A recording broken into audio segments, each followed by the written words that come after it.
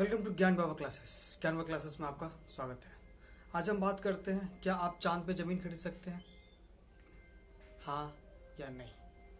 तो सबसे पहले ये ट्रेंड चला कब था? सबसे पहले ये ट्रेंड शाहरुख खान ने बोला था कि हमारे फैंस जो हैं वो हमारे जन्मदिन पे हमारे लिए चांद पे एक छोटा सा ज़मीन खरीद लेते हैं। ये सबसे पहले शाहरुख खान का कहना था कि हमारे फैंस चांद पे हमारे लिए ज़मीन खरीद लेते हैं। ओके, फिर उसके बाद सुशांत सिंह राजपूत ने ये ट्रेंड चलाया। सुशांत सिंह राजपूत ने फिर ये ट्रेंड चलाया कि चांद पे ज़मीन खरीदने का। खैर, ये बात कहाँ तक सत्य है और कहाँ तक गलत है, ये हम आगे बात करते हैं। चलिए तो बात करते हैं कि आप चांद पे ज़मीन खरीद सकते हैं।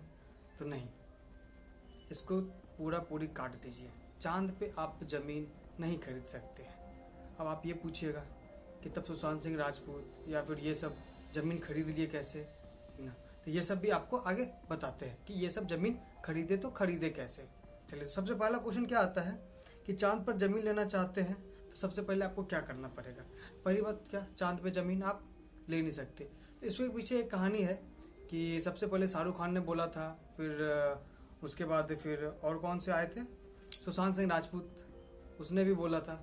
उसके बाद फिर क्या हुआ, फिर एक महिला, राधिका नाम की महिला थी, वो मतलब चांद पे ज़मीन खरीदने के लिए उसको एक टीवी पे ऐड आया।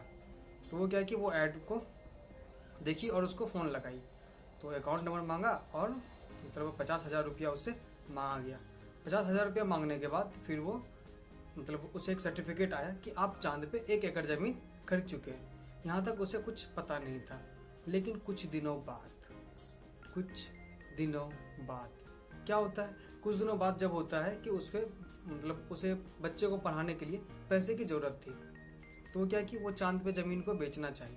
तो उस हेल्पलाइन नंबर पे फिर से कॉल करती है, तो हेल्पलाइन नंबर बंद दिखाता है और सब कुछ बंद दिखाता है। चलिए, खैर दूसरे क्वेश्चन पे बात करते हैं हम।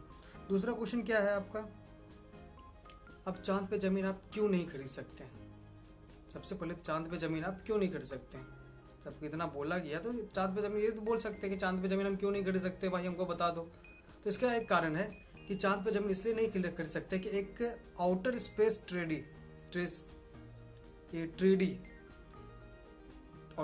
ट्रीडी निकाला गया था। कब निकाला गया था? 1967 में साइन किया गया था, जिसमें 104 देश शामिल थे, जिनमें भारत भी एक है।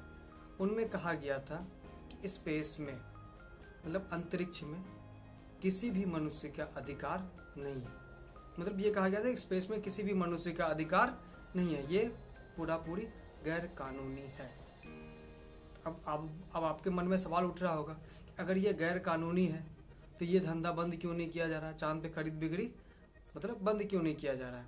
तो एक चीज़ आप जानते हैं, market subject to market risk. आप वो सब म्यूचुअल फंड तो देखते होंगे, सब्जेक्ट टू मार्केट रिस्क, बस वही बात है सर, ठीक है ना, कि जिसके बारे में कानून बनाया नहीं गया है, इसके बारे में कोई कानून नहीं है कि चांद पे आप ज़मीन को बेच सकते हैं, ये कर सकते हैं। आप कोई फ्रॉड कंपनी अगर चांद पे ज़मीन को बेच रही है तो इसका मतलब क्या कहना है, एक ही बात है भाई, चांद पे ज़मीन आप खरीद नहीं सकते हैं, ये लीगल है नहीं, चांद का कोई मालिक है ही नहीं। तो इस पर केस किस टाइप का बनेगा, कोई केस नहीं बनेगा।